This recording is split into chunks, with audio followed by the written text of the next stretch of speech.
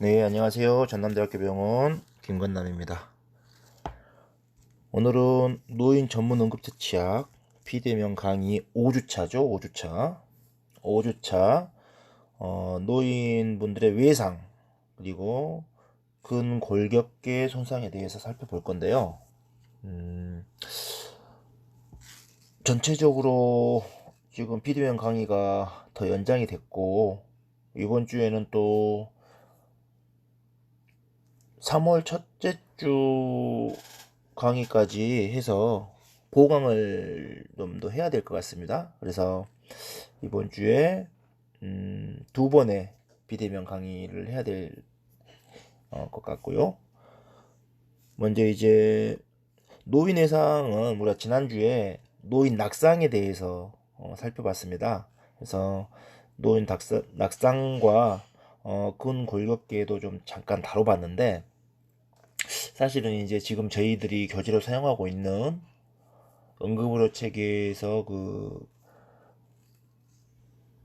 노인 전문 응급처치약이라는 교재에서 지금 이 외상과 근골격계 장애 이 부분은 사실 노인과 일반적인 성인 환자의 차이점을 좀 아시면 여러분들이 학부 시절에 다 배웠던 내용들이긴 합니다. 여러분들이 그래서 상당히 또 좀 재미가 없을 수 있어요. 그래서 오늘은 노인 환자뿐만 아니라 전반적으로 외상 환자의 어떤 처치라든가 그리고 특히나 이 중증 외상 환자에 대한 처치에 좀 입각해서 여러분들과 좀 이야기를 나눠보고 싶어요. 그래서 굳이 노인의 포커스를 많이 두지 않고 전반적인 외상의 포커스를 좀 더 두겠습니다. 어차피 크게 차이는 나지 않으니까요. 그리고 요소에서 노인 환자와 일반적인 다른 성인 환자의 차이점을 우리가 좀 생각해 보는 시간을 갖도록 하겠습니다. 자, 7장 외상과 근골격계 장애입니다.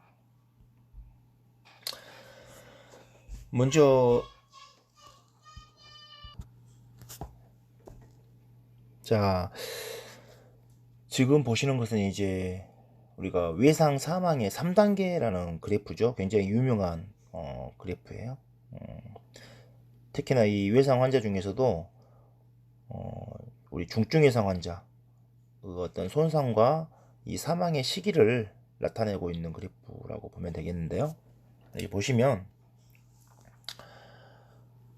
환자가 교통사고를 당하고 또는 어떤 중증 외상을 당하고 나서 시간이 지남에 따라서 사망률이 어때요? 크게 세 번의 파동을 거친다고 보면 되겠습니다. 첫 번째 파동은 뭐예요? 바로 사고 난 즉시 생길 수 있는 문제들이죠. 첫 번째는 사고 즉시 현장에서 외상 환자들이 이렇게 즉사하는 경우라고 볼 수 있는데요.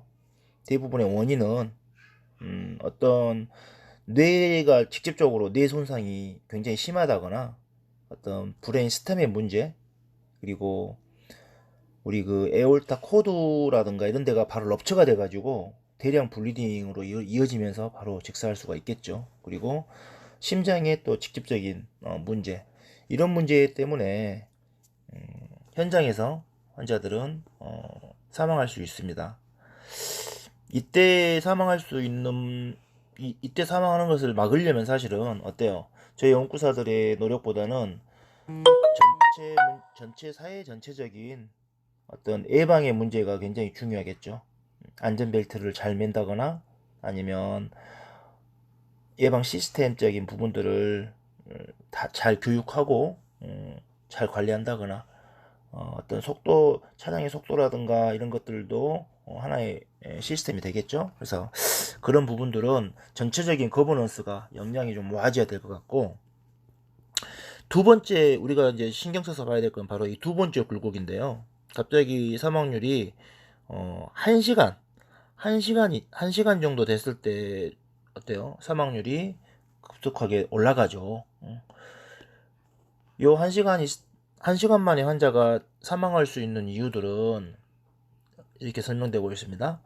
주로 이제 뇌손상을 당하고 나서 헤모리지라든가 헤마토마가 브레인에 찼을 때 에피두랄이라든가 서브두랄 헤마토마, 그리고 체스트 쪽에 어떤 매시브한 헤모뉴모소락스 혈기웅, 그리고 펠빅본 프랙처라든가 롱본 프랙처에 의해서 피머 프랙처, 뭐 펠빅본 프랙처, 심각한 출혈을 이야기하겠죠.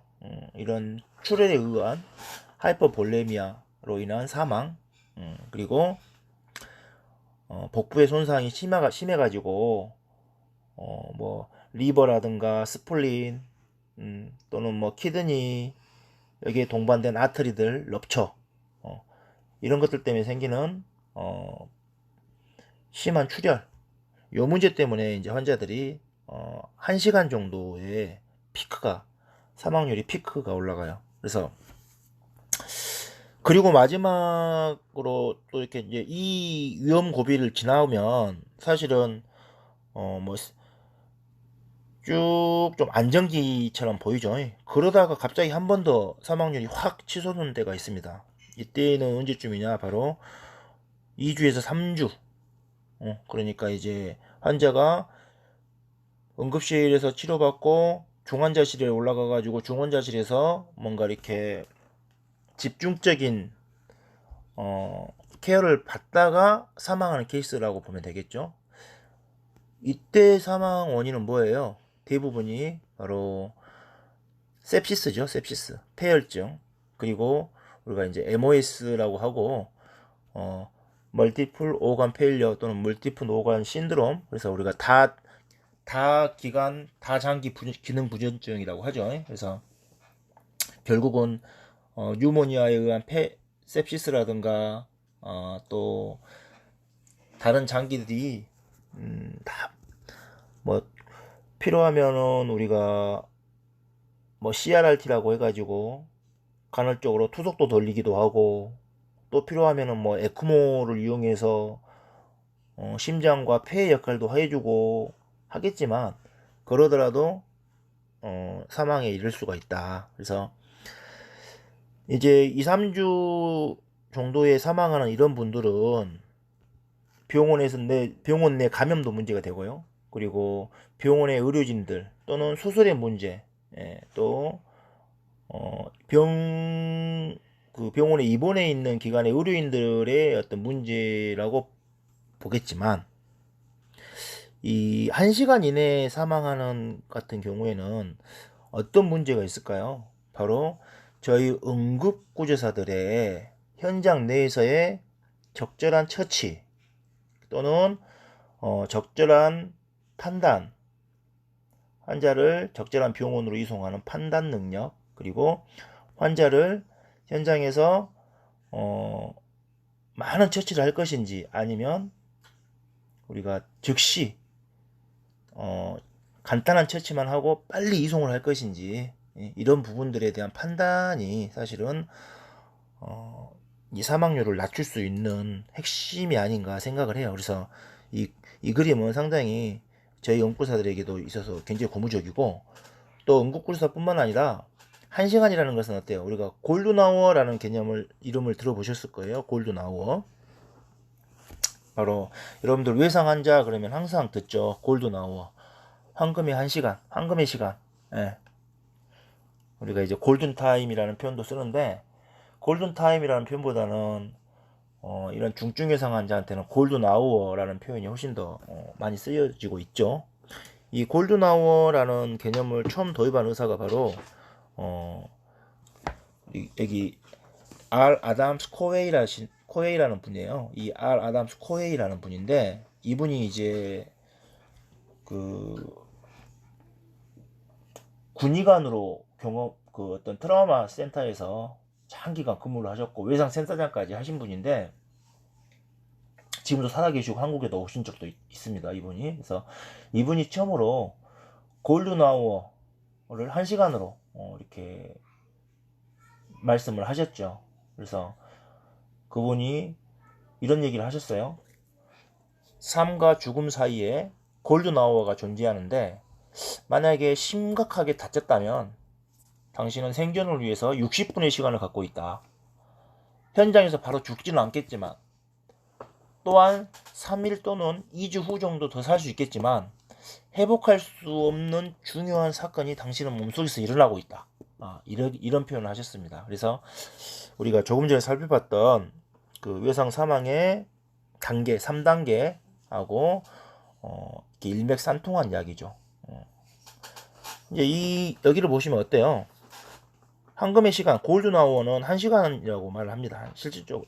근데 사고가 발생하고 나서 뭐 이렇게 접수를 하고 현장까지 출동하는 시간이 있을 거고, 현장에 출동해가지고 특히 우리 같은 응급구사들 그리고 구급대원이 현장에서 현장 처치를 하는 시간이 필요할 거고요. 그리고 후송하는 시간도 포함될 거고, 또 그런 환자들이 응급실로 도착을 해가지고 응급실에서 또 기본적인 검사를 하고 수술 준비를 하고 또 기본적인 진단을 위해서 엑스레이라든가 CT를 찍고 기본적인 또 수술을 하기 위해서는 또 피검사라든가 이런 것도 필요하겠죠. 또 준비를 위한 뭐 소변줄을 넣는다거나 뭐 이런 것들이 필요하겠죠. 이런 것들을 다 하고 수술 치료를 하는 데까지, 그러니까 수술방까지 딱 가는 데까지, 사실은 수술방에서 배를 열 때까지 한 시간 내에 이게 이루어진다는 거예요. 그래야지 환자가 생존율을 올릴 수 있고, 우리가 외상 사망 단계에서 1시간 이내에 사망하는 환자들, 가장 대표적인 예로 뭐 에피두랄 헤마토마, 서브두랄 헤마토마, 헤모뉴모소락스, 그리고 어떤 펠빅본 프랙처라든가 또 뭐 있었어요?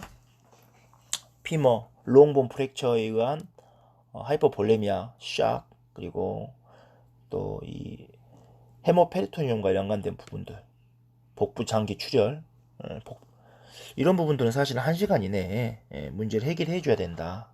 그래서 근데 아마 임상적인 경험이 좀 있으신 선생님들은 이게 얼마나 어려운 일인지를 아실 거예요. 그리고 정작 응급구조사인 우리에게 주어진 시간은 정말 짧은 시간인 겁니다. 현장 처치를 우리가 너무 오래 하면 안 돼요. 현장 처치는 10분 정도면 10분 내에 해야 돼요. 10분 내에. 그리고 환자가 뭐 교통사고 현장에서 차량에 끼어 있다거나 구조하는 데 시간이 걸리게 된다고 하면 사실은 골든 아워를 우리는 놓칠 수밖에 없는 그런 상황인 거죠. 그러더라도 아무튼 여러분들 머릿속에 항상 실질적으로 우리에게 주어진 치료 시간은 1시간이 아니라 10분이다 라는 생각을 꼭 갖고 계셔야 될 것 같습니다. 현재까지 이 골든 아워에 대한 해석들은 이제 의료계에서도 좀 이렇게 생각들이 다 다양한데요. 대부분의 전문가들은 현장에서 이런 지체 시간을 줄여주기를 굉장히 원하고 있습니다. 그리고 이 최종 치료인 OP, 오퍼레이션이라든가 또는 중개술, 그러니까 인터벤션이라든가 예를 들어서 뭐 혈관을 빨리 틀어 막아야 되는 그런 시술들이겠죠. 이 최종 치료까지의 시간을 단축시키는 것이 환자 외우에 좋다. 하지만 그 시간이 딱 1시간이라는 점에 대해서는 아직까지는 그 어떤 과학적인 에비던스가 좀 부족하고, 과학적인 근거라든가 증거가 아직 좀 부족하고, 손상마다 또 약간 케이스 바이 케이스로 다를 수 있다. 하지만 환자를 살리는 정말 매지컬 타임, 우리가 마술의 시간이라고 이해한다라고 대부분 의료인들은 생각을 하고 있습니다. 자, 그렇다면 우리가 현장에서 10분 정도의 현장 처치 시간을 갖는다고 했어요. 구급대원이 할애할 수 있는 시간 10분이에요. 10분. 과연 10분 내에 가장 효과적으로 우리가 환자한테 도움을 줄 수 있는 방법을 살펴봐야겠죠. 자, 제일 먼저 중요한 거죠. 이게 바로 스쿱 앤 런 할 것인지 아니면 스테이 앤 플레이 할 것인지. 이것은 이제 현장에 출동한 구급대원 중에 리더가 이 판단을 해야 되는 부분이겠죠.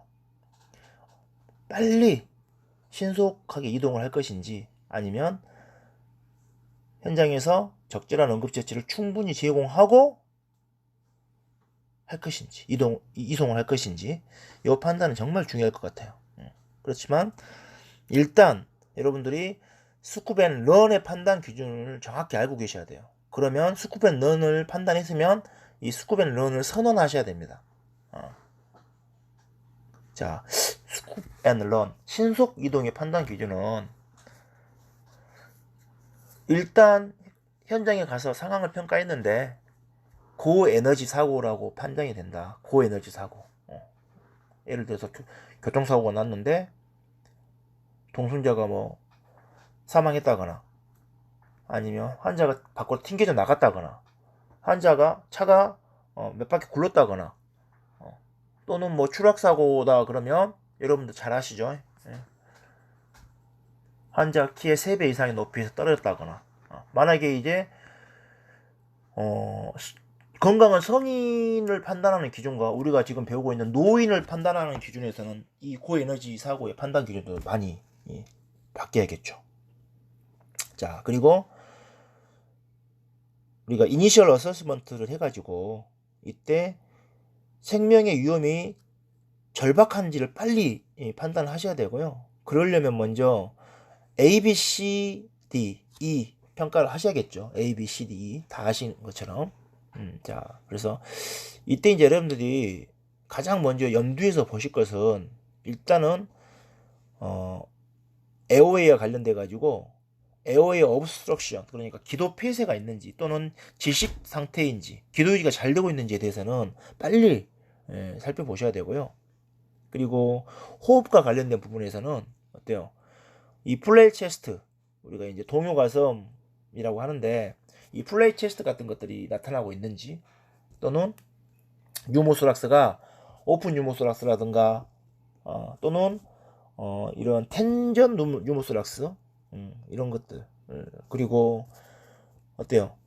양쪽 대퇴골 피머 프랙처, 펠비폰 프랙처, 그리고 스파이널 코드에 어떤 문제가 있는 척수 손상이라든가 쇼크를 동반했다.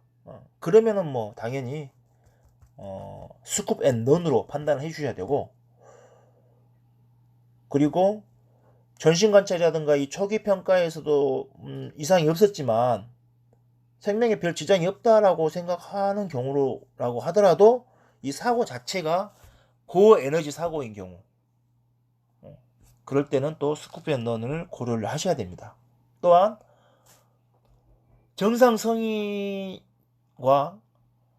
우리가 이제 보통 외상 환자를 분류할 때 취약 연령대를 55세 이상으로 보고 있습니다. 그래서 55세 이상이면 사실은 뭐 요즘에 55세 정도면 노인이라고 말하면 큰일 나겠지만, 그러더라도 55세 이상이면 사실은 좀 더 취약한 연령대가 돼요.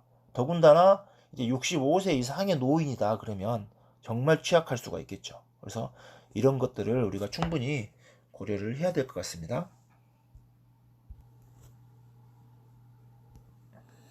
자, 그래서 이제 팀의 리더라든가 좋은 구급대원이 되는 요소 중에 이 판단 능력이 굉장히 중요합니다. 특히 외상 환자한테, 특히 중증 외상 환자한테, 특히나 또 나이가 많은 노인의 외상 환자는 정말 중요할 것 같고요.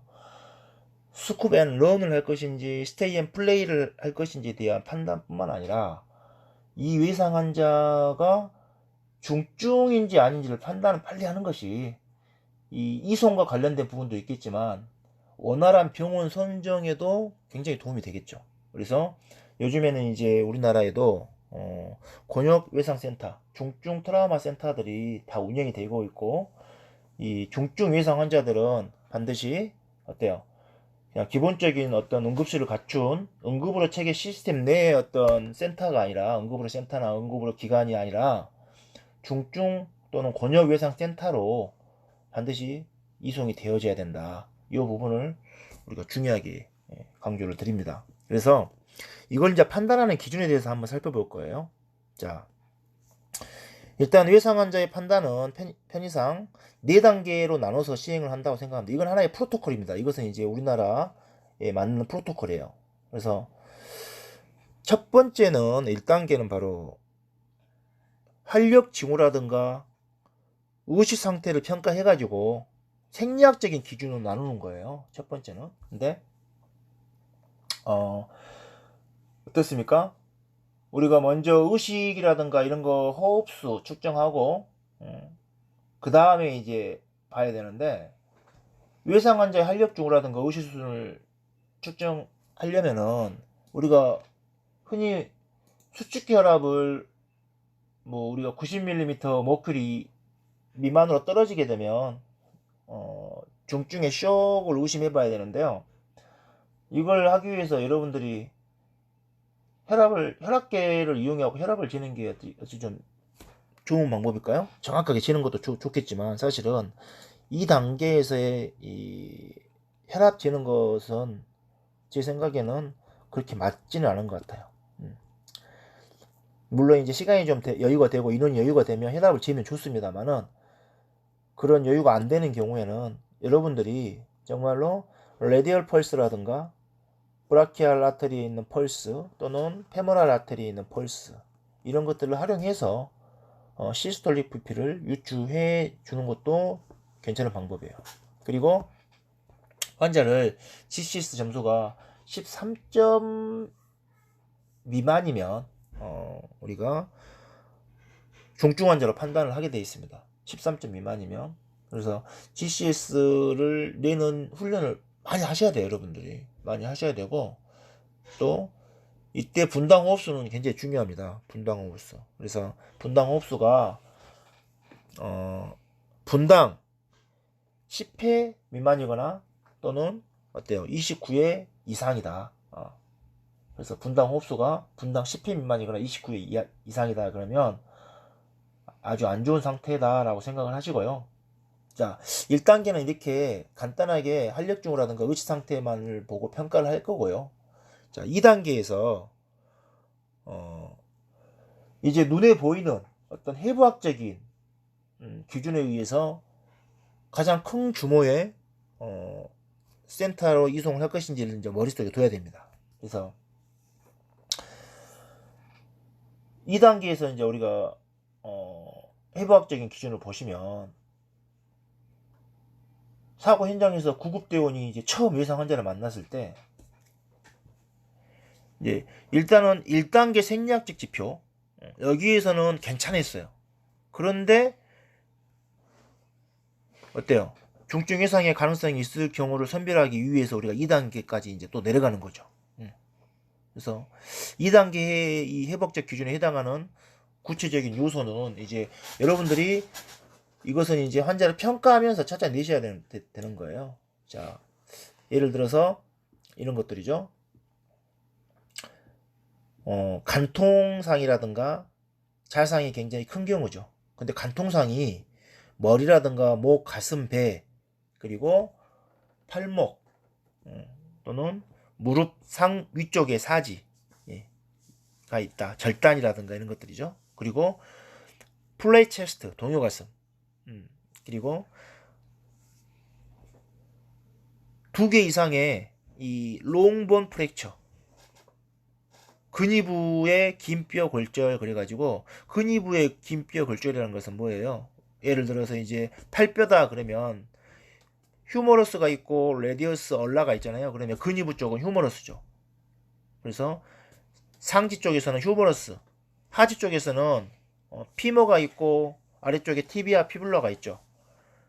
그러면 근위부 쪽이니까 피머, 이렇게 생각하시면 될 것 같습니다. 그리고 운두 자체가 굉장히 앞뒤에 크러쉬드하고 또는 완전히 이렇게 우리가 장갑을 끼고 있다 벗겨진 것처럼 글로브도 하고, 그리고 완전히 썰린 사지, 이런 경우, 그리고 앰프테이션 환자들, 손목이라든가 발목 위쪽에 앰프테이션, 그리고 펠빅본 프랙처, 또는 우리가 두개골 함몰골절 있죠. 두개골 함몰골절, 그리고 어떤 마비를 동반하고 있는 경우, 요 경우가 우리가 해부학적 기준에서 중증 환자를 판단하는 기준이 될 것 같습니다. 그래서 이렇게 됐을 때 이제 1단계에서 GCS가 낮고 시스톨릭 BP가 90 미만이고 호흡수가 어때요? 10회 미만이거나 29회 이상이다. 그러면 이 환자는 바로 1단계에서 가장 큰 규모의 외상센터로 가야 되는 상황이에요.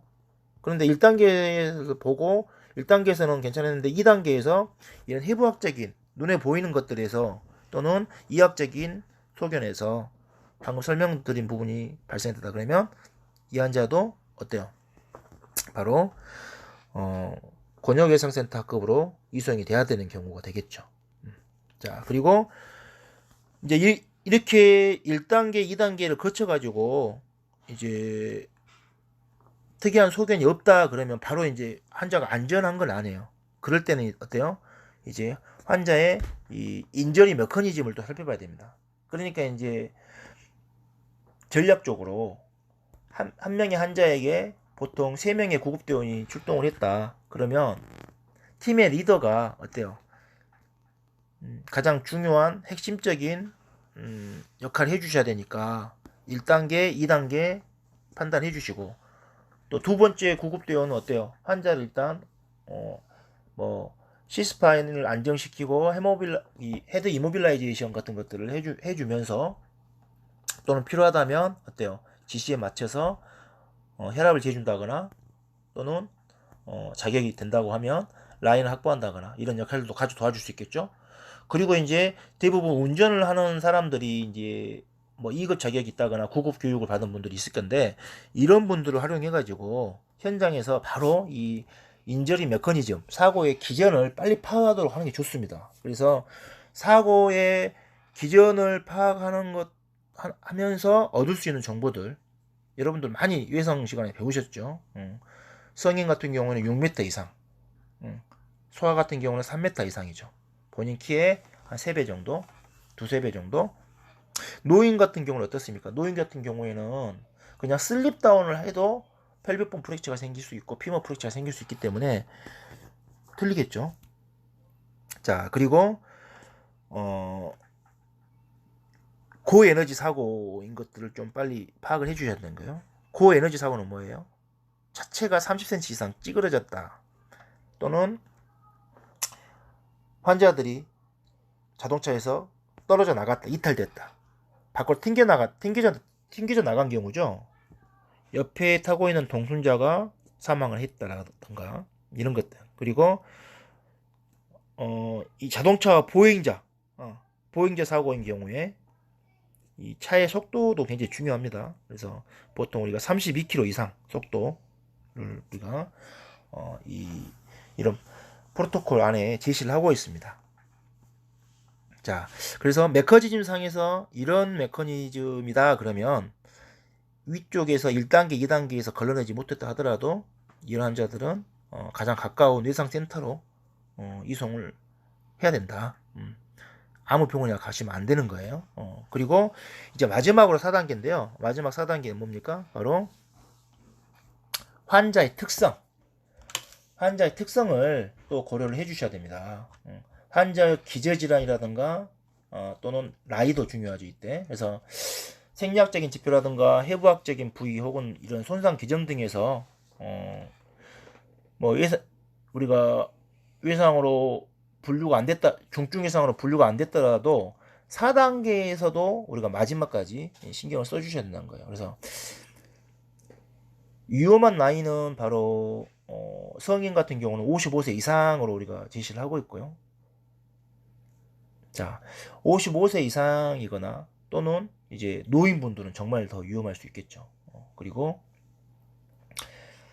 환자의 기저질환이 있는지를 좀 살펴보셔가지고 환자가 출혈이 경미하게 있다고 하더라도 이 항응고 질환이라든가 또는 출혈성 질환이 동반된 경우는 어때요?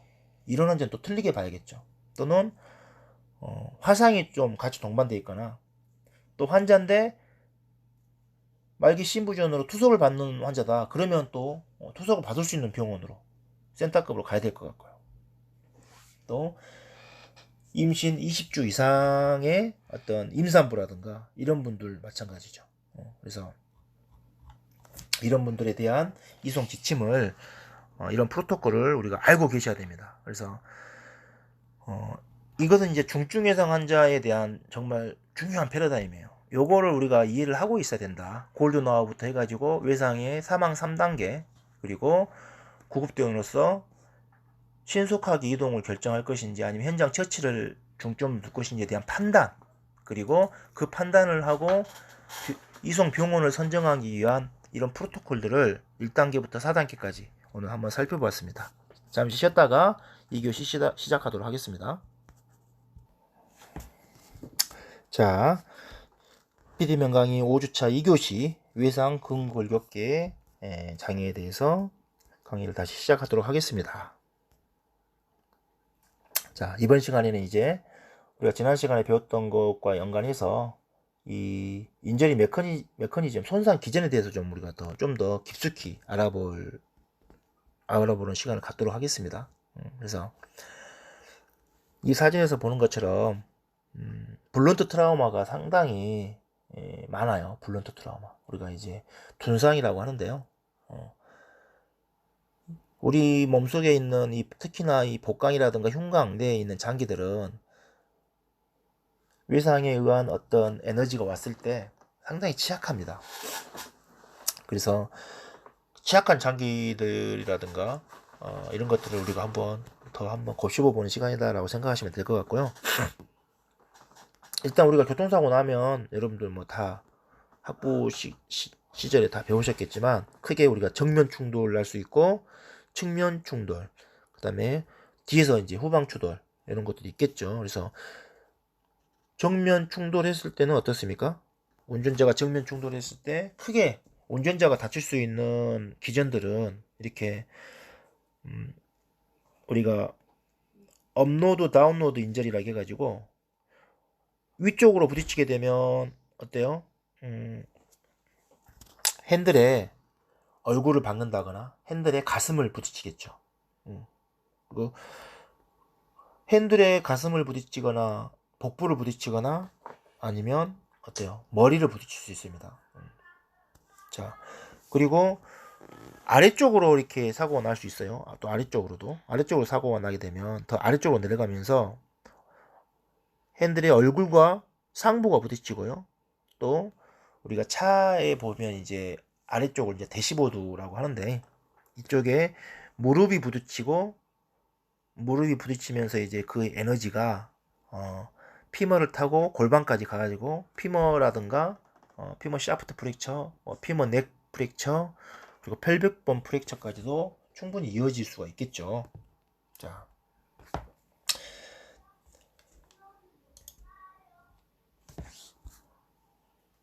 우리가 하지 쪽으로 이제 충격이 왔을 때 이 사진에서처럼 이렇게 부딪히게 되면요, 가장 많이 부러지는 게 바로 이 대퇴골 체관골절이라고 하죠. 피머 샤프트 프랙처. 이 피머 샤프트 프랙처의 가장 큰 문제는 뭐예요? 요 골절 자체로 사실은 굉장한 매시브한 블러드 블러드 로스가 생길 수 있다는 거예요. 출혈이. 그래서 보통 우리가 피머 하나 부러지면 여러분들 그 혈관이 하나 끊어진 거라고 생각하시면 돼요. 피머 안에는 골간 내에 혈관처럼 많은 피가 흐르고 있습니다. 실제로 이게 부러져 버렸으니까 이제 본 블리딩이라고 하는데요. 이게 이제 굳이 이제 뭐 오픈 프랙처인 경우에는 이제 밖으로도 많이 나오겠지만 이게 폐쇄성 골절인 클로즈 프랙처라 할지라도 안쪽에 헤마톰이 굉장히 많이 차게 됩니다. 그리고 또 부러진 피머의 단면이 굉장히 날카롭기 때문에 우리가 이제 이걸 잘 고정을 하지 않거나 그러면 어때요? 2차적인 손상, 혈관이라든가 여러 가지 신경 다발들을 찔러서 굉장히 안 좋아질 수가 있고, 또 하나는 무릎을 부딪혔지만 그 충격이 뒤로 밀리면서 우리가 이제 고관절 탈골이 생길 수가 있고, 또 충격에 의해서 펠빅 골반 골절까지도 동반될 수 있다는 거죠. 자, 후방 추돌 같은 경우는 어때요? 후방 추돌. 당연히 뒤에서 차가 뒤에서 탁 부딪혀 버렸을 때 우리가 이제 차에서 목받침대, 예,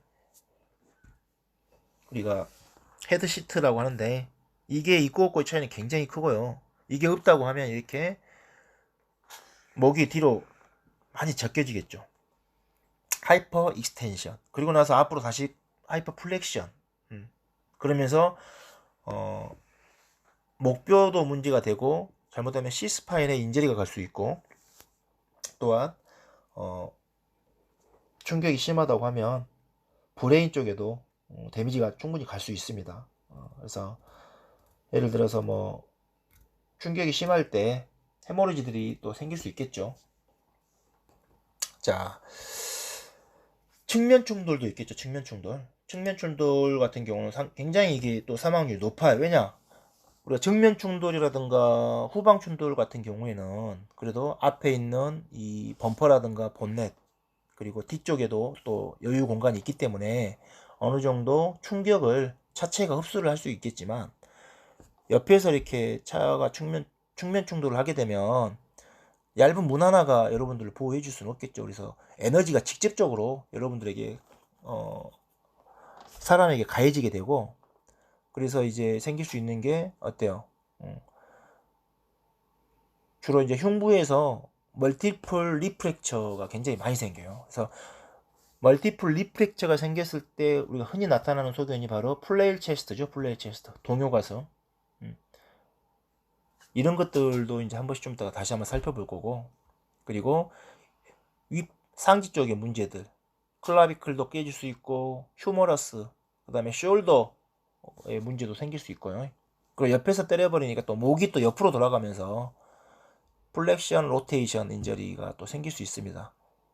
이건 오히려 앞뒤로 꺾이는 것보다 굽혀진 상태에서 돌아가기 때문에요. 잘못하면 스파인 인저리가 더 올 수도 있어요. 그리고 아래쪽의 문제에서는 이제 골반골의 골절이라든가 이런 부분들도 충분히 생길 수 있고요. 자, 그리고 다음으로 시트벨트 인절이라고 하죠. 안전벨트 손상도 생길 수 있는데, 우리가 이제 3점식 안전벨트를 가장 많이 사용을 하죠. 하지만 에어백이 터져주지 않는 상태에서 안전벨트만 가지고 고에너지 충격을 받아내다 보면 사실은 그 안전벨트 자체 때문에 우리 몸속에 있는 장기 손상이 충분히 일어날 수 있어요. 그래서 안전벨트 때문에 심장을 또 지나가고 있어요. 안전벨트가 심장과 아래쪽 하복부를 지나가고 있기 때문에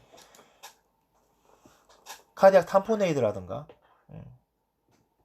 이런 충분히 그 코로나리 아터리의 어떤 티어를 일으킬 수 있습니다. 그래서 심낭압전 이런 것도 충분히 생길 수 있고요. 그리고 어떤 소장의 출혈이라든가 헤모페리토니움도 나타날 수 있다는 거죠. 자, 그래서 일단은 여러분들은 이제 교통사고가 났을 때 사고 중에 또 가장 빈도가 높은 게 교통사고니까 필수적으로 리스트를 파악을 하셔야 된다. 필수 파악 리스트를 좀 알고 계셔야 되고요. 인저리 메커니즘이죠. 그래서 요거는 이제 베테랑 운전사가 하는 것보다는 아까도 말했지만 구급차를 운전을 담당했던 구급대원이 해주는 게 가장 좋을 것 같아요. 그래서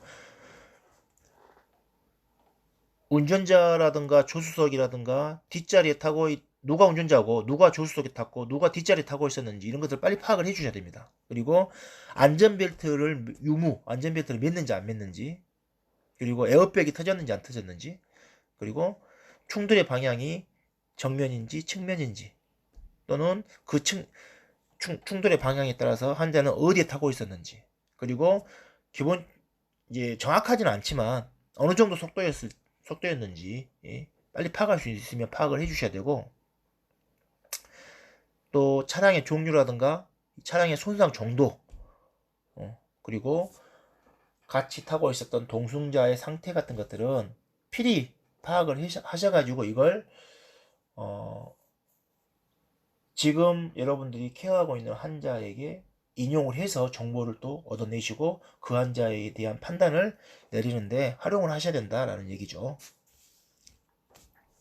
자, 그리고 이제 가장 머리를 부딪혔을 경우에 가장 많은 경우가 이제 어떤 멍이 들 수도 있고, 간단하게 멍이 들 수도 있고, 스웰링이라든가 또는 프랙처 등이 발생할 수 있겠죠. 그리고 뇌가 한쪽으로 이동하면서 간성에 의해서 본인의 스컬 안쪽에서 타박을 받게 돼요. 직접 손상이 일어날 수 있겠죠. 그래서 이랬을 때 이제 주로 많이 생기는 그 출혈이 뭐예요? 바로 에피두랄 헤마토마 또는 서브두랄 헤마토마 아니면 트라우마틱 SAH 많이 생기겠죠. 그런데 이제 노인의 특성을 또 여러분들이 잘 알고 계셔야 되는데, 노인분들은 이제 어때요? 에피두랄 헤마토마가 상대적으로 많이 생기지 않아요. 젊은 사람들은 그러니까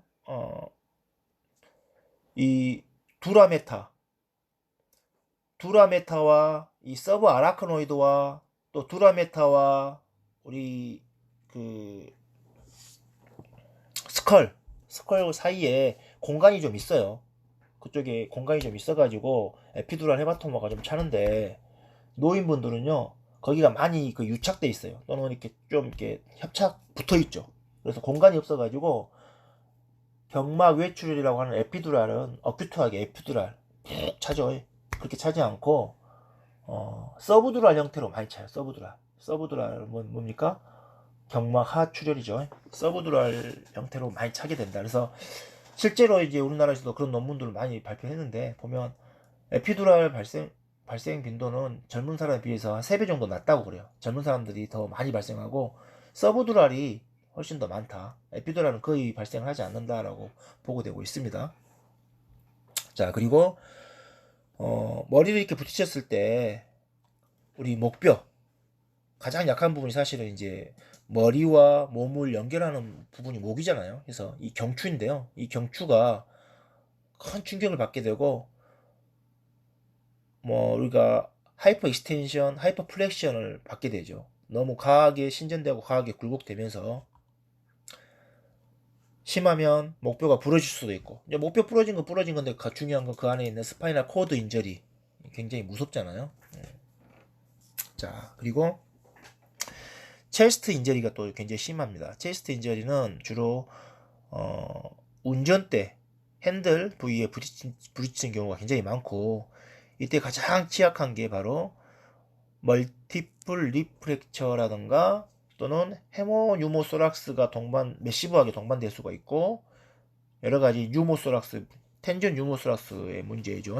그리고 우리가 이제 종이봉지처럼 빵 터질 수가 있어요. 숨을 들이쉬고 폐가 빵빵해져 있는 상태에서 압력이 팡 받게 되면요, 실제로 알베오레들이 빵 터져가지고 바람이 새게 됩니다. 그러면 어때요? 안쪽에서 뉴모소락스가 확 올 수가 있겠죠. 그리고 또 가장 취약한 것 중에 하나가 바로 대동맥 파열이에요. 대동맥 박리. 그래서 에올타가 다이섹션이 되는 경우가 굉장히 많습니다.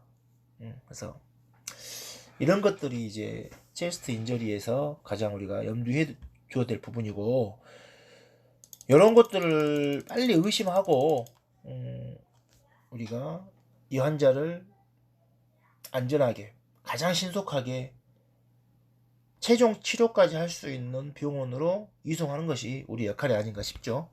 자, 그리고 우리가 이 어브도멘 쪽에 있는 많은 장기들, 그 중에 이 블런트 트라우마의 가장 취약한 장기들이 있죠. 그림에서도 나오지만 이 스플린 럽처는 정말 또 흔히 일어나요. 스플린 럽처. 그리고 어떻습니까? 대동맥 판막이 또 찢어지는 것들, 심장이 탁 부딪히거나 아니면 이 시트벨트, 안전벨트 인저리로도 생길 수가 있거든요. 그래서 에올타가 찢어질 수가 있어요. 그러면 탐폰이 생길 수가 있고, 또는 또 우리 키드니 인저리. 그리고 어떤 복부 장기 내에 있는 이 스몰 인테스틴이 허니에이션 되는 부분들도 있습니다. 그래서 헤모페리토니움, 그러니까 혈복강을 빨리 의심하셔야 되는데, 어때요? 현장에서 그 짧은 시간에 배가 막 불러오르거나 헤모페리토니움 사인을 찾아내기는 상당히 쉽지는 않을 겁니다. 하지만 블리딩 사인을 빨리 찾아내셔야 돼요. 출혈이 있구나, 외부에서 이스터널 블리딩이 아닌데 환자 헤모글로빈이 많이 빠졌다. 그리고 현장에서 우리가 CBC라든가 이런 검사들을 못 하는데 헤모글로빈을 어떻게 할까요? 이제 베테랑 의구사들은 사실 현장에서 좀 알아내셔야 됩니다. 그 부분은 다음 시간에 좀 설명을 할 거고요. 자, 그래서 마지막으로 이제 이 손상 기전을 좀 요약을 하자면,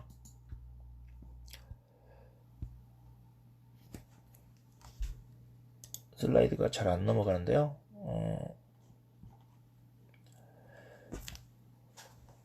일단은 아까도 말했지만 높이 중요해요. 높이. 보통 우리가 2층 이상 높이에서 낙상을 했다거나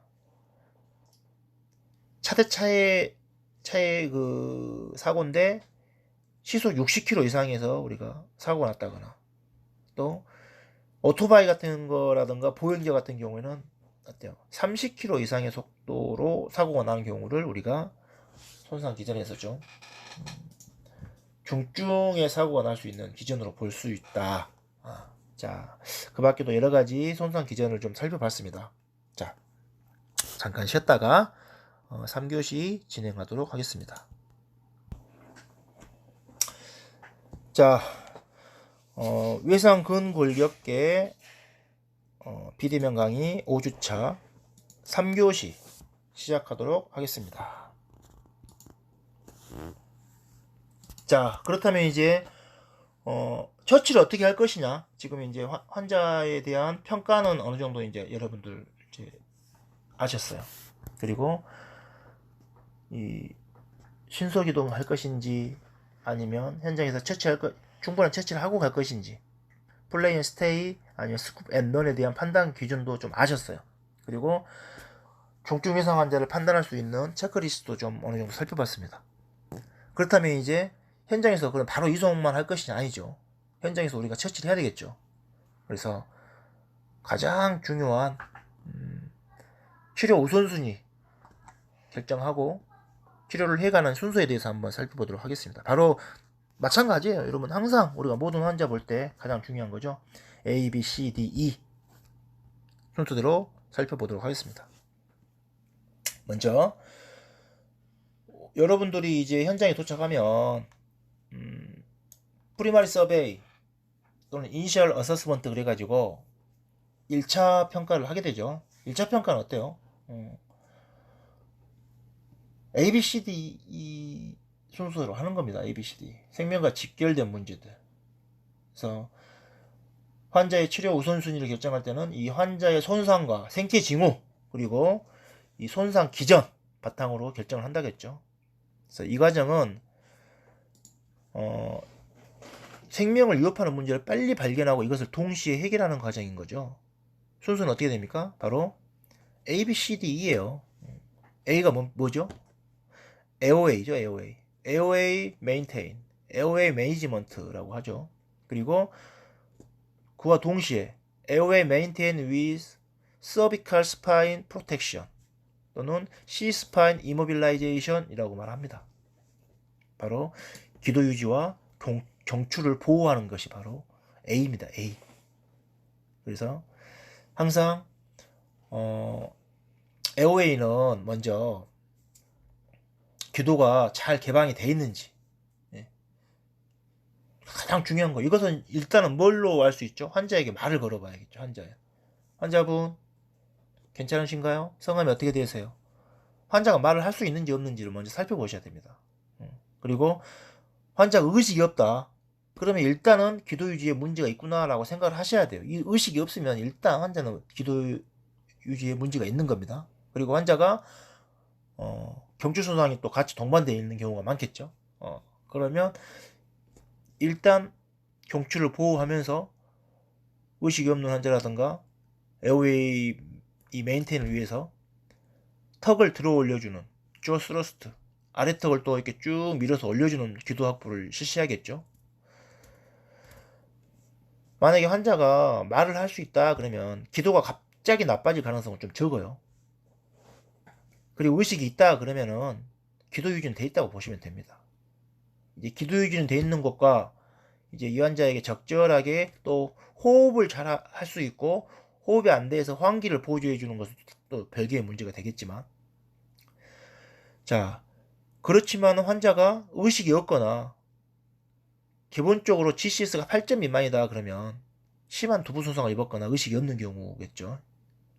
그러면 지금 당장 기도가 좀 괜찮다 하더라도 이 과정에서 GCS 8점 미만이면 어떻게든 여러분들이 좀 더 능동적인 기도 유지를 해주셔야 돼요. 예를 들어서 인투베이션을 한다거나 해주셔야 됩니다.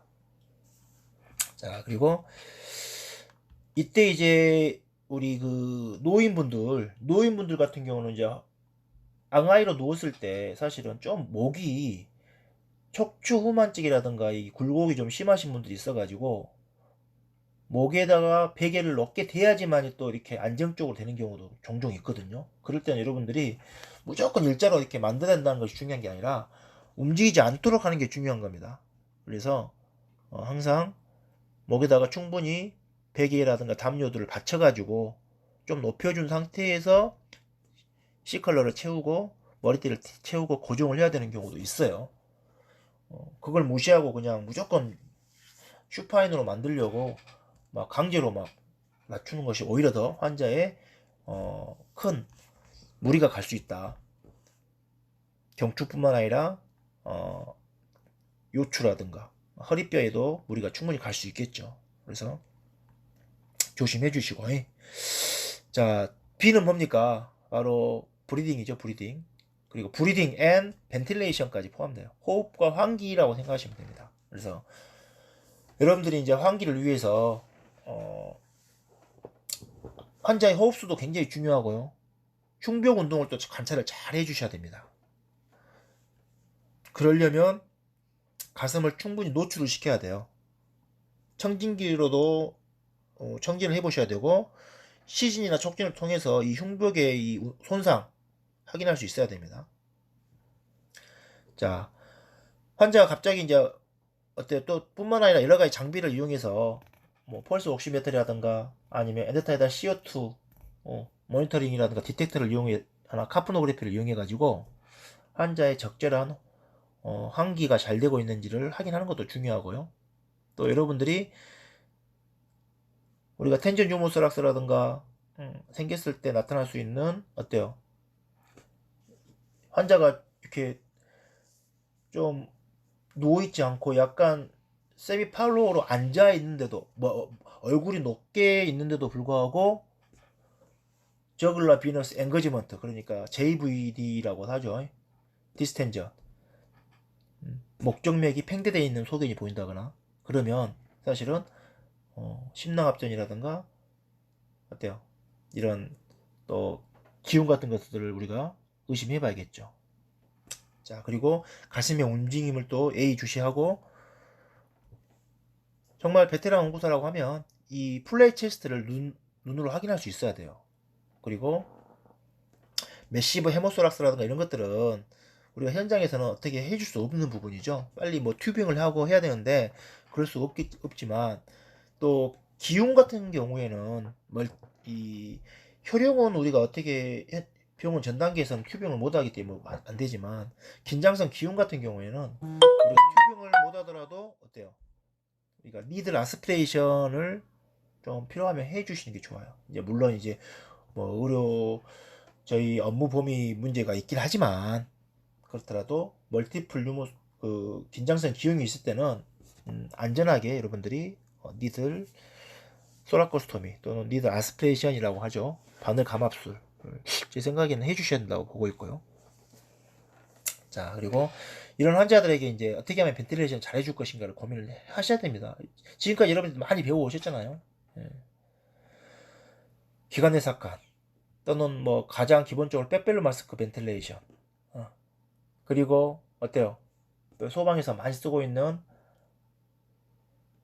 우리 슈프라 글로틱 에어웨이, 에피글로틱 에어웨이들, 예를 들어서 뭐 아이겔, 라린지알 마스크, LT 튜브, 라린지알 튜브, 이런 것들. 그리고 요즘에 또 인투베이션도 우리 비디오 라링고스코프를 많이 이용해서 하잖아요. 그래서 이제 이런 장비들을 우리가 또 잘 다뤄야 될 것 같고, 그리고 이제 서큘레이션은 뭡니까? 세 번째로 가장 중요한 게 또 서큘레이션, 그리고 이 헤모리지 컨트롤이에요. 순환과 출혈 조절이라고 할 수 있겠죠. 그래서 당연히 외부 출혈, 눈에 보이는 외부 출혈은요, 지혈을 해주셔야 돼요. 지혈을. 그리고 압박대라고 표현한 토니켓, 우리가 흔히 지혈대라고도 표현하는데, 이 압박대를 사용할지 말할지 고민하지 마시고요. 컨트롤이 안 되는, 여러분들 그러니까 외부에서 매시브한 출혈이 있다 그러면 그거를 이 거즈와 패드, 그리고 EB 롤링 또는 내 손으로 계속 지속적으로 직접 압박을 통해서 컨트롤 할 수 있으면 그렇게 하셔야 되는데, 이게 유지가 불가능하고 효과가 없다 그러면 어때요? 지을 때 압박대를 바로 채우셔야 돼요. 압박대 채운다고 해서 살이 막 썩고 그러지 않습니다. 미국의 최근 논문이나 그 전에 논문을 다 살펴봐도 지혈대를 채워가지고 후유증이 막 남았다라는 얘기보다는 지혈대를 안 채워서 목숨을 잃은 경우가 굉장히 많아요. 그렇기 때문에 압박대를 또 정확한 부위에 압박대를 잘 채워주셔야 돼요. 그게 잘 안 돼서 많은 사람들의 목숨이 사실은 우리 많이 놓쳐요. 예전에도 모 병원에서 모 곤욕응급센터에서 양쪽 하지가 절단된 환자가 왔는데, 환자가 어때요? 수술이 계속 지연되고 그러다가 환자가 상태가 안 좋아져 가지고 다시 큰 대학병원으로 옮기는 과정에서 이렇게 환자가 사망한 경우가 있어요. 그런데 또 문제의 핵심을 봤더니 병원에서도 물론 잘못했는데 현장에서 이미 지혈대라든가 이런 처치들이 전혀 안 됐어요. 이것도 우리가 반성해야 될 부분입니다. 그래서 그 환자의 사망은 아까 우리 사망의 그 그래프를 보셨다시피 출동한 구급대원이 일단 눈에 보이는 이런 매시브한 출혈들은 어떻게든 지혈을 해내야 된다. 여러분들 그걸 좀 잘 알고 계셔야 됩니다. 그래서 그러려면 이제 많은 경험이 좀 필요하겠죠. 가장 아쉬운 부분이 이제 지혈을 하는 건지 아니면 분리등을 감추는 건지 모를 때가 많아요. 어떤 사람들은 지혈을 한다고 하는데 지혈이 아니라 출혈 부위를 감추고 있는 사람들을 제가 많이 목격을 합니다. 그래서 막 계속 감춰요. 싸요. 또 피가 또 새 나오면 또 감추고. 그 압박이 아니라 피가 밖으로 새는 것을 덮는 거예요, 덮는 거. 근데 피는 계속 새고 있는 거죠. 그래서 이비를 막 서너 개씩 감아와요. 패드를 막 몽땅 대놓고. 물론 이제 밖으로는 피가 잘 안 보였겠지만 어때요? 그런다고 해서 환자가 피를 안 흘린 건 아니겠죠. 응급실에 도착해가지고 이비를 풀다 보면 흥건히 피가 다 묻어있죠. 아마 그거 제가 손으로 꽉 짜면 피가 몇 리터 나올 거예요. 그것은 사실 지혈에 실패한 겁니다. 이비를 하나를 쓰더라도 효과적으로 포커스를 잘 맞춰가지고 압박을 잘하고 뭐 또는 혈압계 커프를 이용한다거나 지혈대를 이용한다거나 또는 이비를 이용할 때도 직접 압박을 좀 더 효과적으로 할 수 있도록 덧대기를 좀 잘 해준다거나 충분히 여러분들 지혈을 잘 할 수 있을 거라고 저는 생각을 하는데 현장에서는 좀 아직 미비한 점을 제가 많이 발견해요. 아쉽습니다. 그 부분은. 물론 의료인들도 잘 못해요. 지혈.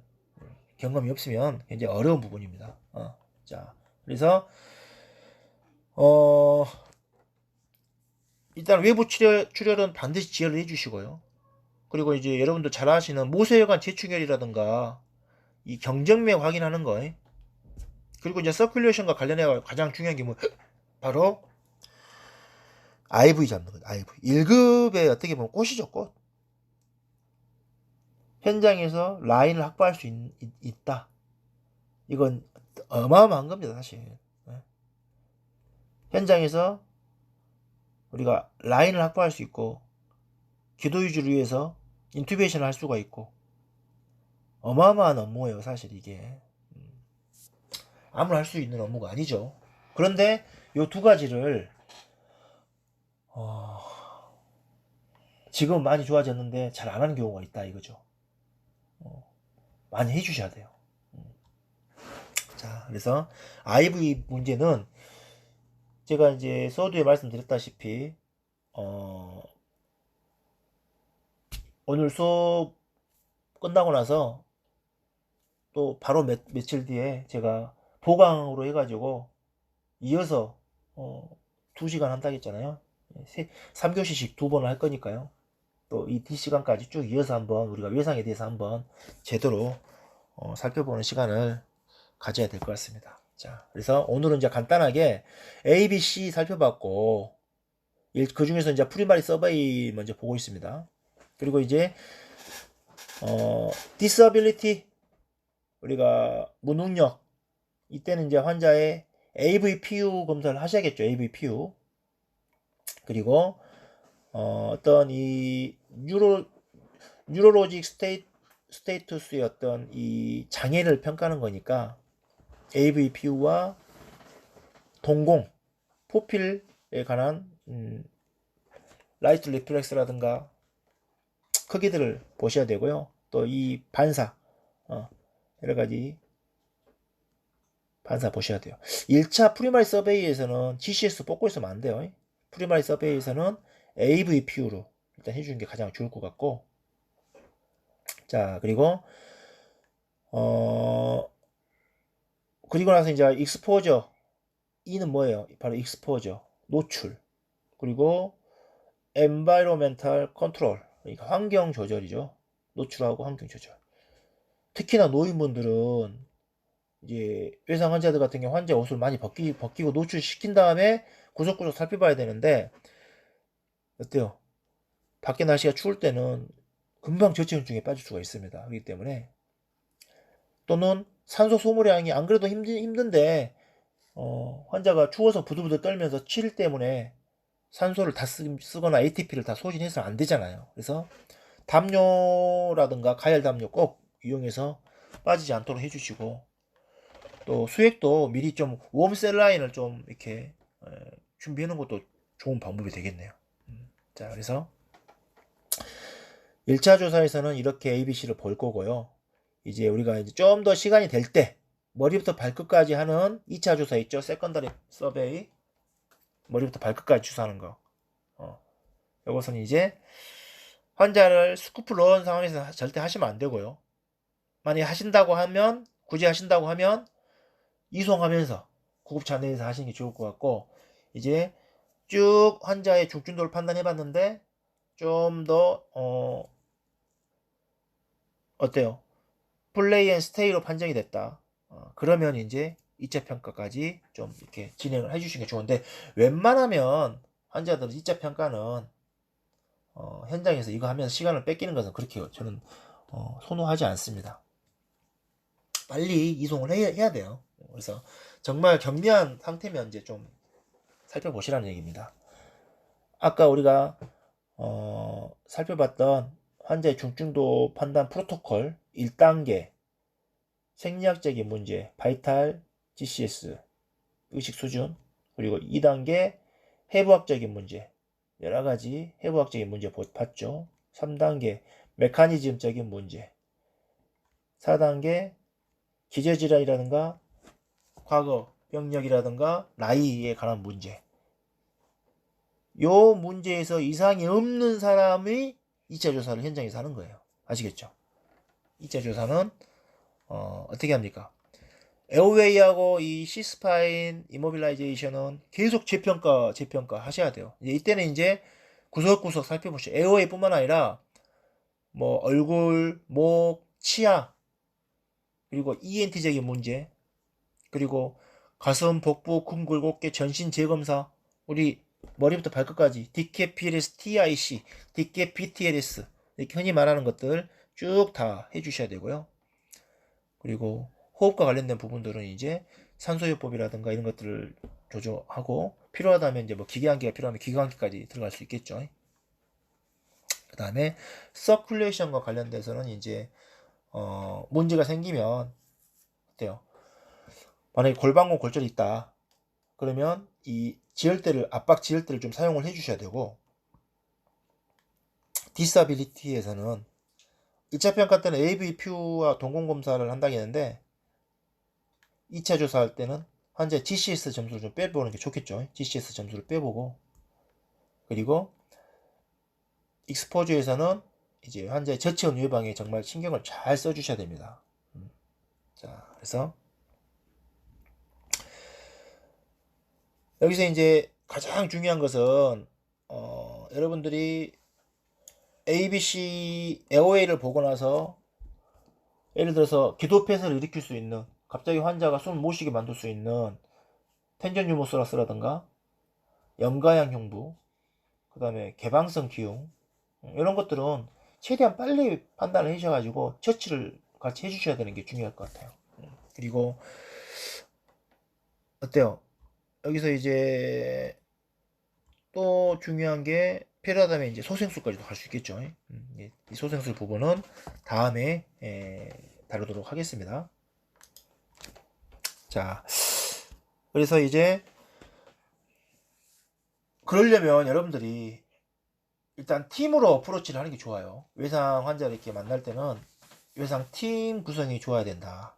그래서 팀의 리더가 있어야 되고 팀의 리더는 어때요? 프리마리 서베이 그리고 순환과 호흡을 보조하는 역할 그리고 중요한 디시전 하는 역할 그리고 팀원들은 뭐합니까?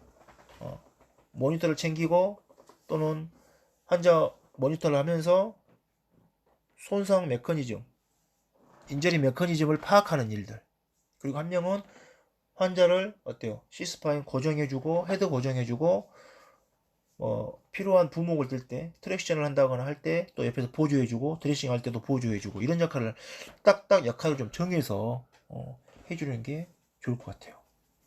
요즘에 그런데 이제 코로나 때문에 3명이 또 활동을 못하고 2명씩 활동하는 또 소방서가 많더라고요. 그래서 그러더라도 이런 역할들을 또 여러분들이 잘 해주셔야 됩니다. 한 명이 또 2명, 3명 역할을 해야 될 때도 있겠죠. 우리나라 구급대원이 좀 부족한 게 바로 이 팀 어프로치, 팀워크 형성을 잘하고 팀으로 접근을 해가지고 자기의 맡은 역할들을 좀 잘 해줬으면 좋겠어요. 우리가 이제 여러분들이 이런 팀워크에 관한 시뮬레이션 교육들을 많이 받잖아요. 외상도 마찬가지죠. 여러분들 뭐 카이스, 뭐 ACLS 이런 교육 받아보면 팀 어프로치가 왜 중요한지, 팀의 리더가 얼마나 중요한지, 또 각자 역할에서 자기의 위치가 얼마나 중요한지 많이 배우시잖아요. 마찬가지로 외상 팀도 그런 훈련이 정말 필요합니다. 자, 그래서 그런 부분들을 한번 살펴보는 시간을 좀 가졌습니다. 자, 이제 거의 다 이제 됐습니다. 일단 1차 평가는 어때요? 몇 초 내에 해야 된다? 우리에게 주어진 시간은 현장에서 10분이에요. 그러면 1차 평가를 몇 분 내야 된다? 몇 분이 아니라 20초 내에 하셔야 돼. 20초.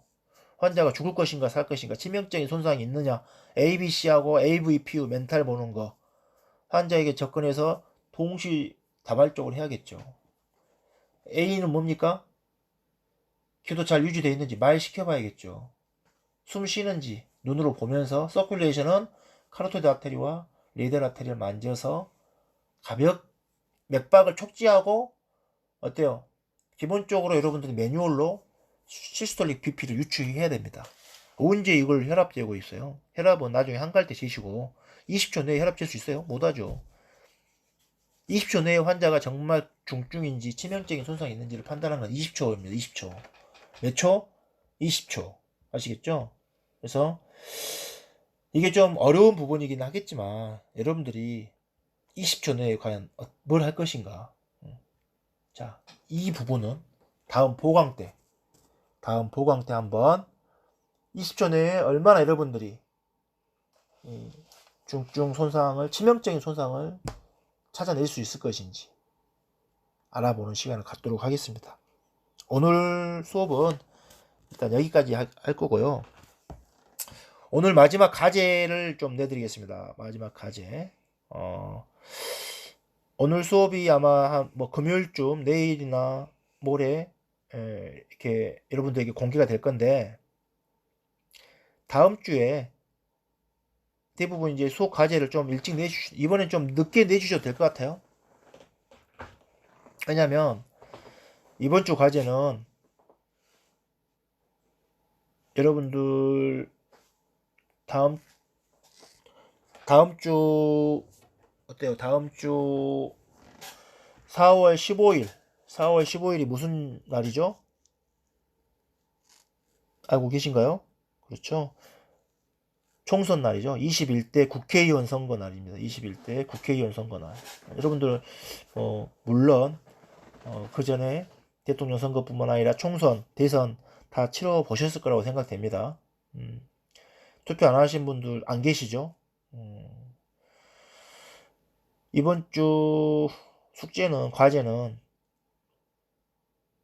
대한민국 응급구사, 대한민국 청년으로서 여러분들이 참정권을 행사하고 투표를 하셔야 됩니다. 선거를 하시고 선거 인증샷을 찍으셔가지고 저한테 보내주시면 출석 체크와 점수를 드리도록 하겠습니다. 아시겠죠? 자, 인증샷 찍을 때 조심할 거 있죠. 또 마스크를 쓰고, 여러분들 선거 날도 마스크 쓰고 가시고요. 투표소 내에서, 기표소 내에서 투표용지를 직접 찍는 행동 불법입니다. 안 되죠? 그리고 투표소 내나 투표소 근처에서 특정 후보를 지지하는 손가락으로 이렇게 뭐 V를 한다거나 뭐 따봉을 한다거나 몇 번 이렇게 하면 안 되는 거 아시죠? 그런 거 안 되니까 마스크 쓰고 투표소 앞에, 동네마다 선거 투표소가 있잖아요. 무슨 동 제1 투표소, 제2 투표소 있잖아요. 그 간판 앞에서 여러분들이 얼굴 나오게 사진 찍으시고요. 마스크 쓰시고 사진 찍으시고 제 핸드폰으로 사진을 전송하신다거나 아니면 나중에 또 좀 편집해서 메일로 보내주셔도 됩니다. 아무튼 그거를 투표 끝나고 그 주 내에 해주셔야 될 것 같습니다. 그걸 과제로 제가 내도록 하겠습니다. 자, 긴 시간 경청하시느라고 수고 많으셨습니다. 자, 이만 줄이도록 하겠습니다.